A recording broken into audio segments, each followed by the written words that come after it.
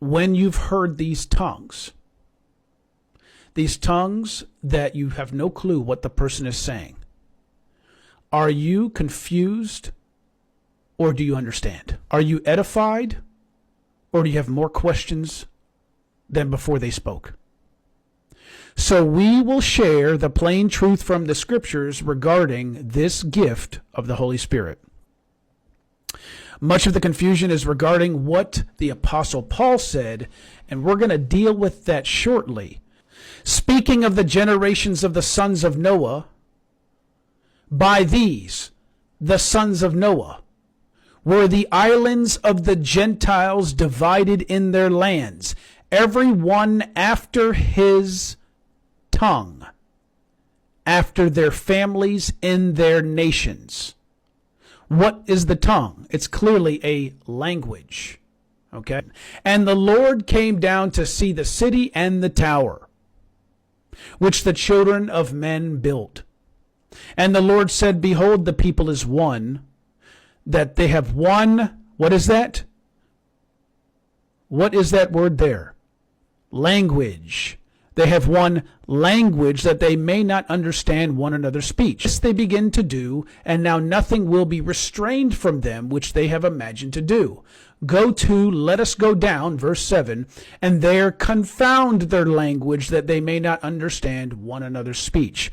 So when the languages were confused and a tongue became unknown, was it some kind of gibberish that was not a human language at all? No. A tongue is a language. Very simple. It's not. The Bible's simply saying that they are divided according to their languages in the land that they live, just like today. If it's a known tongue, you understand it. If it's an unknown tongue, you don't understand it, but it doesn't mean it's some kind of angelic language with this gibberish. All right. It says here, the Lord shall bring a nation against thee, speaking to Israel, from far, from the end of the earth, as swift as the eagle flies. A nation whose tongue thou shalt not understand.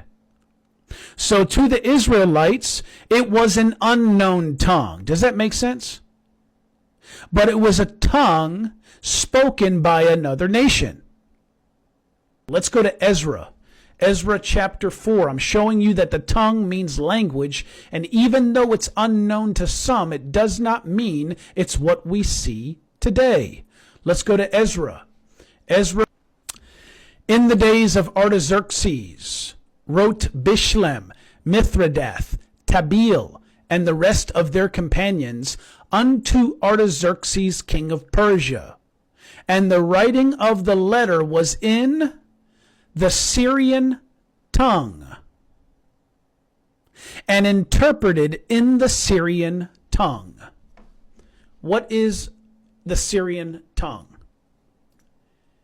It is the Syrian language, is it not? Remember, the Bible must interpret itself. It must interpret itself. What is this tongue that they would be taught? Language. Language. Not something extraterrestrial, something outside of this world, angelic language where no one has a clue what's going on. Okay? So the Old Testament gives us a basis of truth that we must use to help understand the New Testament. So when the New Testament speaks of the gift of tongues, what do you think that's going to mean in the context? Okay? Do you not think that it means God would give the sudden gift of speaking in another language to reach people with a particular message in their language, which they might not naturally speak? What was the purpose of that gift? So that they could hear the truth. The Great Commission. Afterward he, that's Jesus, appeared unto the 11 disciples. Verse 15, Mark 16. And he said unto them, go ye into all the world and preach the gospel to every creature. Friends, how do you preach the gospel to people that don't understand your language? Yes, there are interpreters, but does God give a gift called the gift of tongues? Yes, he does. In verse 16, he that believeth and is baptized shall be saved. He that believeth not shall be damned.